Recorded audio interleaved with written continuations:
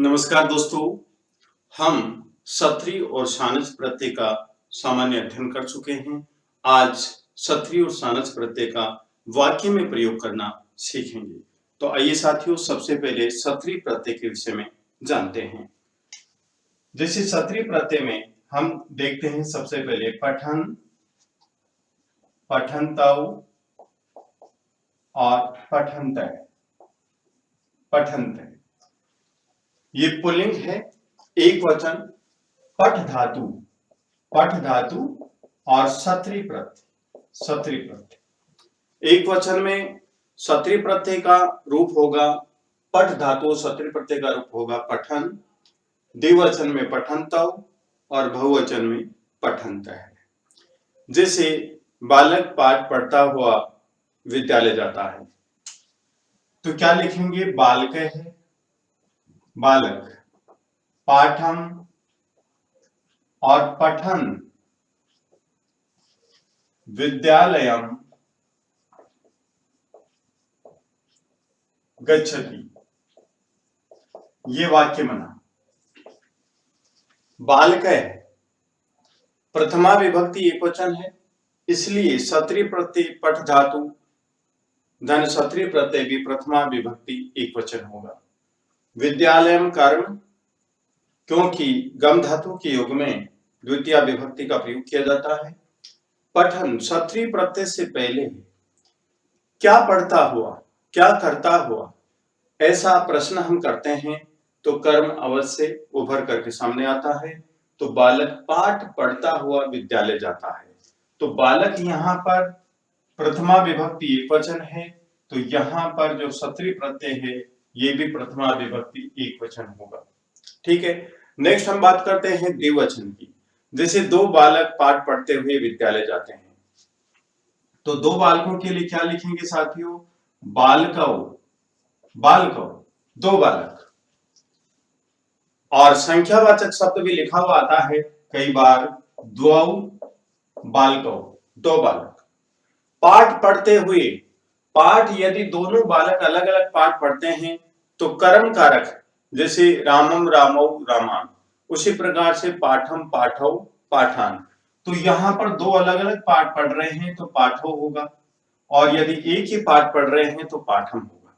ठीक है, तो द्वौ बालकौ पाठौ, दो बालक दो पाठ।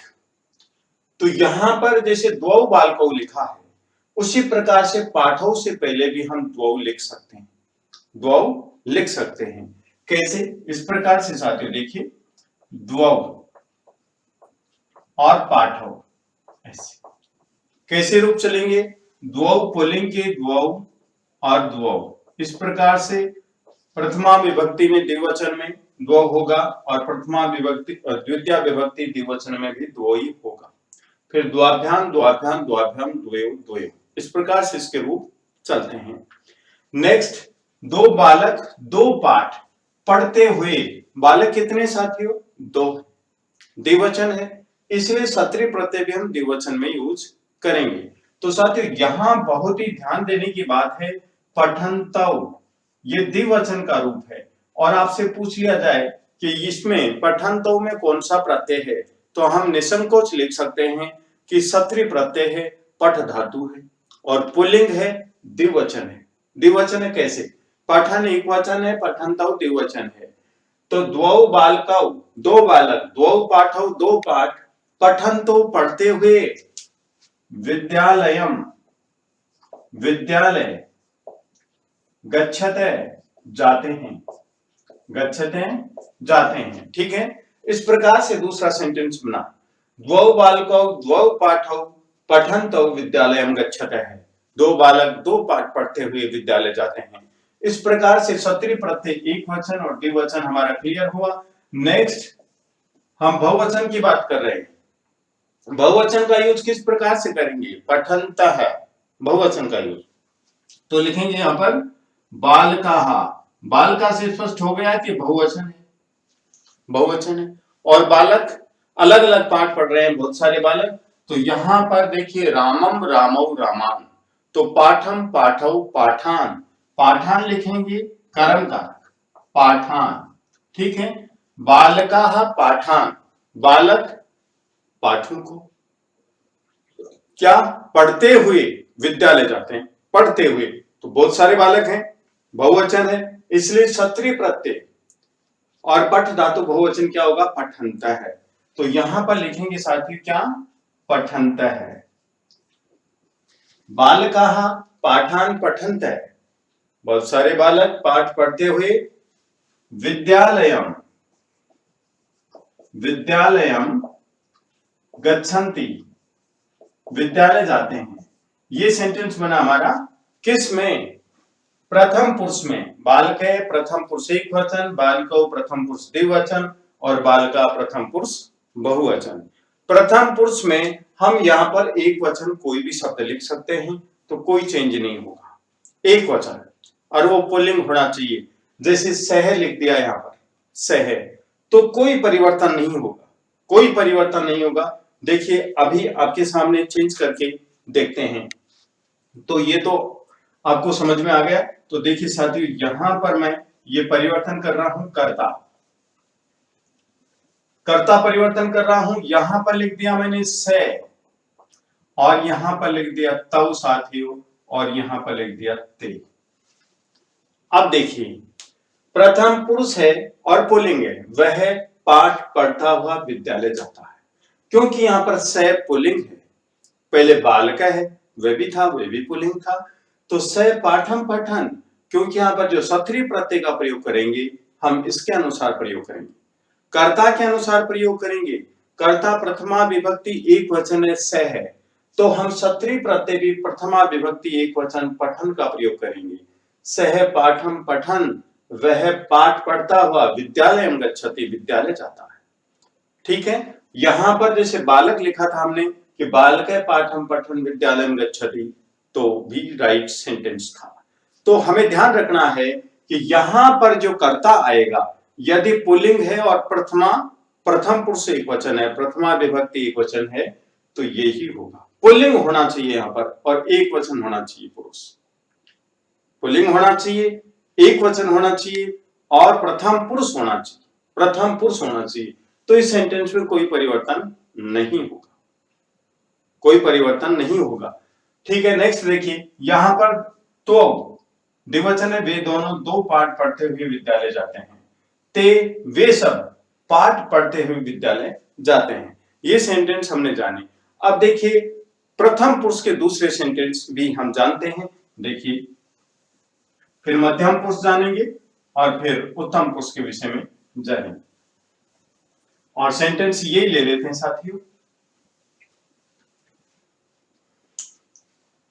अयम यह, पाठम पाठ, पठन पढ़ते हुए, विद्यालयम विद्यालय, और गच्छति जाता है। यह पुल्लिंग है साथियों, अयम इमौ इमे, इस प्रकार से पुल्लिंग। तो नेक्स्ट द्विवचन यूज करेंगे, तो इमौ पाठौ पठन्तौ विद्यालयम गच्छते, विद्यालयम गच्छते। इमौ ये दोनों, पाठम दो पाठ, पठन तो पढ़ते हुए, विद्यालयम गच्छते विद्यालय जाते हैं, ये दोनों दो पाठ पढ़ते हुए विद्यालय जाते हैं। तो हमारा सेंटेंस ये होगा, क्योंकि यहाँ पर इमौ प्रथमा विभक्ति द्विवचन और पुल्लिंग है, यहाँ पर पठन तो प्रथमा विभक्ति है, द्विवचन है और पुल्लिंग, क्योंकि हम इसके अनुसार ये क्षत्रिय प्रत्यय का प्रयोग करेंगे। नेक्स्ट देखिए जान जाएंगे हम, अयम इमौ इमे, ये देखिए बहुवचन है, और यहां पर लिख रहे हैं हम पाठान, क्योंकि ये सब बहुत सारे पाठ पढ़ रहे हैं। और फिर लिखेंगे पठन्तै, पठन्तै क्यों लिखा गया, क्योंकि देखिए साथियों मैं लिख रहा हूं, यहां से स्पष्ट हो जाएगा, अयम इमौ और इमे, देखिए इमे से ऊपर क्या है, पठन्तो, पठन्तै, इमौ से ऊपर पठन्तौ, और अयम से ऊपर पठन। अयम के अनुसार पठन का प्रयोग करेंगे, इमौ के अनुसार पठन्तौ, और इमे के अनुसार पठन्तै प्रयोग करेंगे। ठीक है, कर्ता के अनुसार इस क्षत्रिय प्रत्यय का प्रयोग किया गया है यहाँ पर।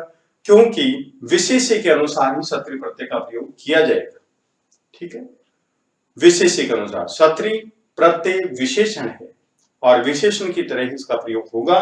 तो इमे पाठान पठन्ते, ये सब पाठ पढ़ते हुए विद्यालयम, विद्यालयम और आगे लिखेंगे गच्छन्ति।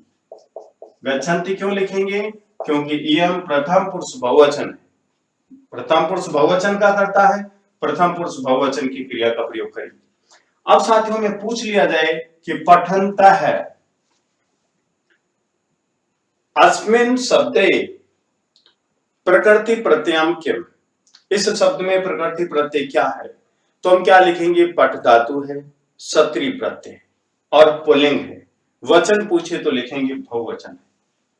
इसी प्रकार पठन्तौ, पठ धातु सत्री प्रत्यय पुल्लिंग द्विवचन, पठ धातु सत्री प्रत्यय पुल्लिंग एक वचन। इस प्रकार से हमारा उत्तर होगा।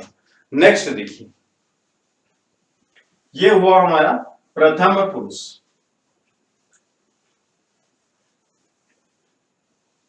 थर्ड पर्सन के कर्ता। नेक्स्ट है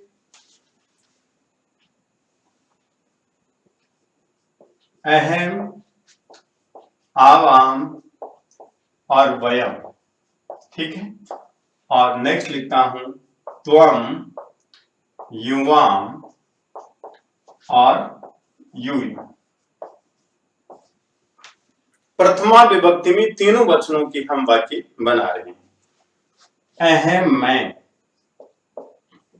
पाठम पाठ, पठन पढ़ता हुआ, विद्यालयम विद्यालय और गच्छामि जाता हूं। इस प्रकार से वाक्य बनाए। मैं पाठ पढ़ता हुआ विद्यालय जाता हूं। इस पठन पठ धातु सत्री प्रत्यय का प्रयोग किसके अनुसार किया? इसके अनुसार, क्योंकि पुल्लिंग है। अहम शब्द, अहम आवाम वयम, जब तक किसी लिंग का स्पष्ट वर्णन नहीं किया गया है वाक्य में तो हम उसको पुल्लिंग मानेंगे। वैसे अहम आवाम वयम कॉमन जेंडर है, अहम पुल्लिंग भी यूज कर सकता है और अहम स्त्रीलिंग भी यूज कर सकती है। ठीक है, तो यहां पर पठन का प्रयोग किया गया है। ठीक है, स्त्रीलिंग का वाक्य देखते हैं। स्त्रीलिंग में देखो साथियों कैसे होगा? पठन्ति, पठन्त्यौ और पठन्ते, पठन्ते, ये स्त्रीलिंग का वाक्य होगा। पठन्ति, पठन्त्यौ, पठन्ते। ठीक है, तो पठन्ति ये स्त्रीलिंग है, तो यदि स्त्रीलिंग है अहम मैं, पाठम पाठ, पढ़ती हुई तो लिखेंगे पठन्ति पढ़ती हुई, विद्यालयम विद्यालय, गच्छामि जाती हूं। ये सेंटेंस हुआ। ये पुल्लिंग का है, ये स्त्रीलिंग का। देखिए पुल्लिंग का और ये स्त्रीलिंग का वाक्य, स्त्रीलिंग का वाक्य है। अहम पाठम पठन्ति, मैं पाठ पढ़ती हुई, विद्यालयम गच्छामि विद्यालय जाती हूं। यहां पर ये क्या है? स्त्री, ये पुल्लिंग। स्पष्ट नहीं है वाक्य में कि स्त्रीलिंग या पुल्लिंग। ये स्त्रीलिंग का वाक्य बनाया है और ये पुल्लिंग का वाक्य बनाया है, हम जान रहे हैं। और जो भी उत्तम पुरुष होगा वो स्वयं के ऊपर निर्भर करता है कि पुल्लिंग यदि है तो पुल्लिंग अपने अनुसार वाक्य बनाएगा, स्त्रीलिंग है तो स्त्रीलिंग अपने आप की अपने अनुसार वाक्य बनाएगा। नेक्स्ट देखिए, यदि द्विवचन है, जैसे हम दोनों पाठ पढ़ते हुए विद्यालय जाते हैं, तो यहां पर आवाम, हम दोनों पाठौ पाठ पढ़ते हुए, पाठौ पाठ, पठन्तौ, यहां पर पुल्लिंग मान रहे हैं इसको, आवाम पाठौ पठन्तौ, हम दोनों पाठ पढ़ते हुए विद्यालयम, विद्यालयम गच्छावः, गच्छावः। इस प्रकार से वाक्य में, क्योंकि आवाम द्विवचन है, पठन्तौ भी हमने द्विवचन लिखा, कौन सा? पुल्लिंग। अब स्त्रीलिंग देखिए, आवाम पाठौ, फिर स्त्रीलिंग में क्या लिखेंगे? पठन्त्यौ, पठन्त्यौ, ये स्त्रीलिंग सत्री प्रत्यय है, पठ धातु सत्री प्रत्यय, पठन्त्यौ, पठ धातु सत्री प्रत्यय है। पठन्त्यौ किसकी तरह चलेगा? नदी शब्द की तरह चलेगा। नदी नद्यौ नद्य है, पठन्ति पठन्त्यौ पठन्त्य, इस प्रकार से। आवाम पाठौ पठन्त्यौ, हम दोनों दो पाठ पढ़ते हुए विद्यालयम विद्यालयम गच्छावै गच्छावै, इस प्रकार से हम सेंटेंस बनाएंगे। नेक्स्ट सेंटेंस देखिए, बहुवचन। वयम, हम सब, पाठान, पाठ, पठन्ते, पुल्लिंग लिख रहे हैं साथियों, पठन्ते, इसको पुल्लिंग मान रहे हैं, ये पुल्लिंग है और ये स्त्रीलिंग साथियों, और ये पुल्लिंग, ठीक है। वयम पाठान पठन्ते विद्यालयम गच्छामि विद्यालयम गच्छामि। वयम पाठान पठन्ते विद्यालयम गच्छामि। वयम उत्तम पुरुष बहुवचन है, उत्तम पुरुष बहुवचन की क्रिया का प्रयोग किया गया। क्रिया हमेशा कर्ता के अनुसार प्रयुक्त होती है और सत्रि प्रत्यय है, ये विशेषण की तरह प्रयुक्त होता है और हम वयम के अनुसार इसका प्रयोग करेंगे। वयम यहाँ पर बहुवचन है और पुल्लिंग मान रहे हैं, तो यहाँ पर पुल्लिंग का प्रयोग किया जाएगा। नेक्स्ट स्त्रीलिंग का वाक्य देखिए, वयम, हम सब, पाठान, पाठों को पढ़ती हुई, तो क्या लिखेंगे, पठन्ते, पढ़ती हुई। विद्यालयम, विद्यालय, गच्छामि, जाती है, जाती है।